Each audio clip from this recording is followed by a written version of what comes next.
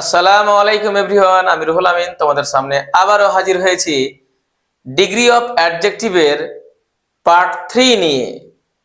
এর আগে আমি তোমাদের সামনে ডিগ্রি অফ অ্যাডজেক্টিভের পার্ট 1 এবং পার্ট 2 নিয়ে আলোচনা করেছিলাম। আজ আমি তোমাদের পার্ট 3 নিয়ে আলোচনা করব। তার মানে আজকেও আমরা নতুন দুটো নিয়ম শিখব। ইংরেজি ক্লাস তার মানেই হচ্ছে আমরা নতুন কিছুর সন্ধান পাবো।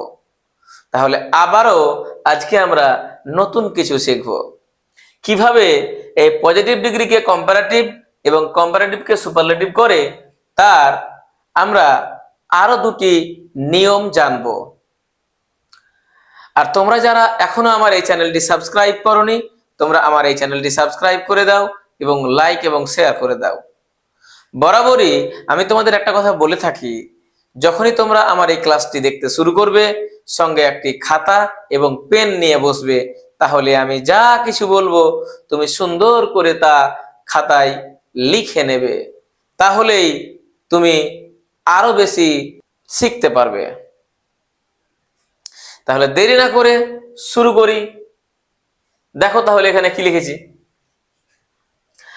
আজকেও আমি তোমাদের যে কথাটা বলতে চাই সেটা হচ্ছে সিলেবেল। এর আগের ভিডিওতে আমি তোমাদের বলেছিলাম কি সিলেবেল জিনিসটা আসলে কি।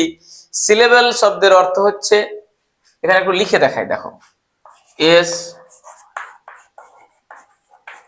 সিলেবেল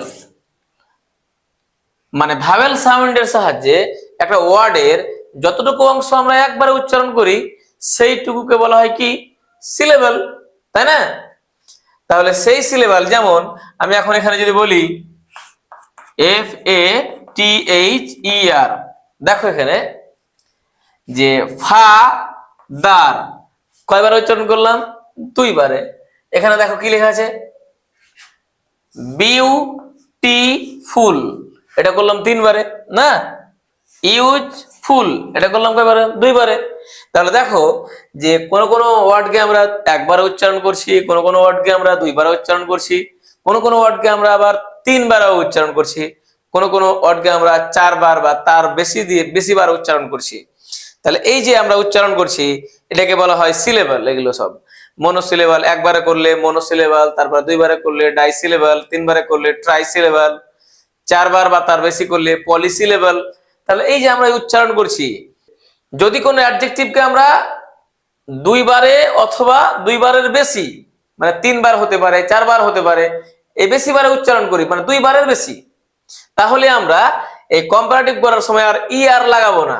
যে ওয়ার্ডটা থাকবে তার আগে আমরা মোর লাগাবো। কি লাগাবো বললাম? মোর। আমরা তখন আর এই আর লাগাবো না। কি লাগাবো? মোর, MORE, মোর, তারপরে প্লাস দিয়ে যে ওয়ার্ডটা থাকবে সেটা বসিয়ে দেবো।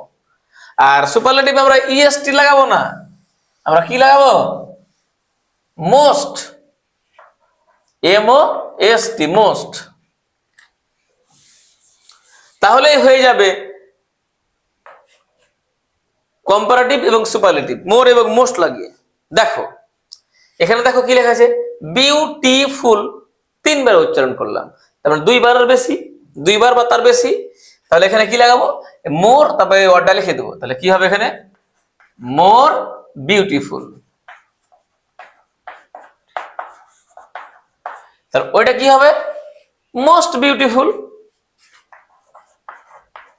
মোস্ট,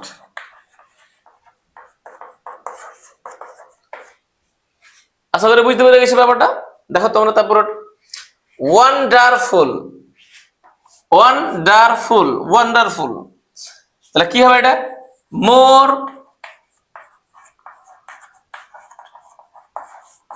ওয়ান্ডারফুল, এটা হবে মোস্ট, মোস্ট ওয়ান্ডারফুল। তারপরে দেখো ইউজফুল, মোর ইউজফুল, এটা হবে মোস্ট ইউজফুল, তাই না? তার মানে এবার দেখো কেয়ারফুল, ওয়ানেস্ট, পাওয়ারফুল, ফেমাস। তাহলে এই সমস্ত ওয়ার্ডগুলোকে যখনই আমরা এই অ্যাডজেক্টিভ গুলোকে যখনই আমরা কম্পারেটিভ করব তখন তার আগে মোর যুক্ত করব, মোর, এই যে মোর, এবং তারপরে সেই অ্যাডজেক্টিভটা লিখে দেব। এবং যদি আমরা সুপারলেটিভ করি তাহলে অবশ্যই তার আগে কি যুক্ত করব, মোস্ট যুক্ত করব, মোস্ট। এবার তাহলেই হয়ে যাবে কি সুপারলেটিভ। তার মানে আমরা এখানে বুঝতে পারলাম কি, যদি কোনো অ্যাডজেক্টিভকে আমরা দুইবার বা তার বেশি বারে উচ্চারণ করি তাহলে আমরা কম্পারেটিভ করার সময় তার আগে যুক্ত করব মোর, এবং সুপারলেটিভ করার সময় তার আগে যুক্ত করব মোস্ট। তাহলেই হয়ে যাবে পজিটিভ থেকে কম্পারেটিভ এবং সুপারলেটিভ। এবারে দেখো তোমরা গুড, ব্যাড, ফার, তারপরে লিখেছি মেনি অথবা মাচ, তারপরে লিখেছি লিটিল। তাহলে এগুলো আমরা কিভাবে কম্পারেটিভ এবং সুপারলেটিভ করব, তাই না?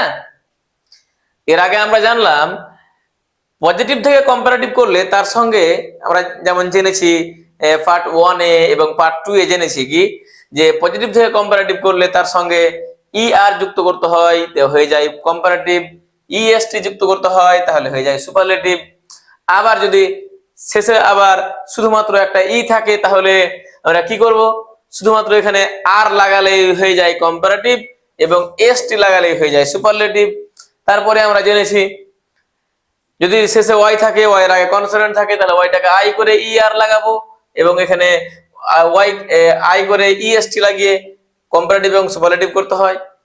অনেক রকম জানলাম, কিন্তু আমরা এখন যেটা 6 নাম্বার নিয়ম জানবো সেটা হচ্ছে কি, যে অ্যাডজেক্টিভ গুলো কম্পারেটিভ এবং সুপারলেটিভ ফর্মে আসবে কোন রকমের নিয়ম কানুন মানবে না, সেই সমস্ত অ্যাডজেক্টিভ গুলোকে আমরা কি বলবো, ইররেগুলার।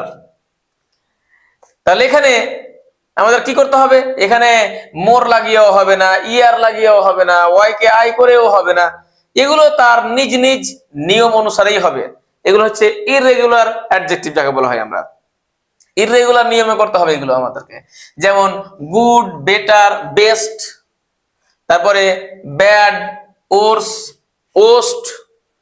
ফার থেকে হয় দুটো বানান, ফার থেকে কি বললাম, F U R T H E R further, F A R T H E R farther, দুটোই ঠিক। কম্পারেটিভ আমরা এভাবে করতে পারি। হয়তো তুমি ভাবছো যে মনে হয় এই বানানটা আছে তাহলে এটা ভুল, এটা আছে মনে হয় এটা ভুল, না না, দুটোই ঠিক। তাহলে এভাবে আমরা কম্পারেটিভ করতে পারি। এবং ফারদেস্ট, ফারদেস্ট বানান দুটো আবার F U R T H E S T, F A R T H E S T, farthest বানান। এভাবেও আমরা সুপারলেটিভ করতে পারি। তারপরে দেখো মেনি অথবা মাছ, মেনি থেকেও হয় মোর আর মাছ থেকেও হয় মোর। মেনি থেকেও হয় সুপারলেটিভ ফর্ম মোস্ট, মাছ থেকেও হয় সুপারলেটিভ ফর্ম মোস্ট। তারপরে দেখো কি আছে এখানে, লিটিল। তাহলে লিটিল থেকে লেস হবে কম্পারেটিভ ফর্ম এবং সুপারলেটিভ ফর্ম হবে লেস্ট, এল ই এস টি, লেস্ট। তার মানে আমরা ডিগ্রি অফ অ্যাডজেক্টিভের যে 6টি নিয়ম ছিল আমরা সেই 6টি নিয়মকে আজ কমপ্লিট করে দিলাম। আশা করি তোমাদের আর কোনো রকমের সমস্যা রইল না। এর পরের ভিডিওতে এইগুলো নিয়ে একটা এক্সারসাইজ হবে, দেখবো তোমরা কেমন শিখতে পেরেছো, তাই না? তাহলে তোমরা যারা এখনো আমার এই চ্যানেলটি সাবস্ক্রাইব করোনি তাড়াতাড়ি আমাদের এই চ্যানেলটি সাবস্ক্রাইব করে দাও এবং লাইক এবং শেয়ার করে দাও।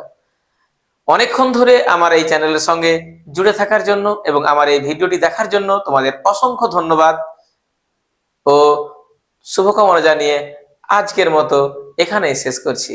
বাই।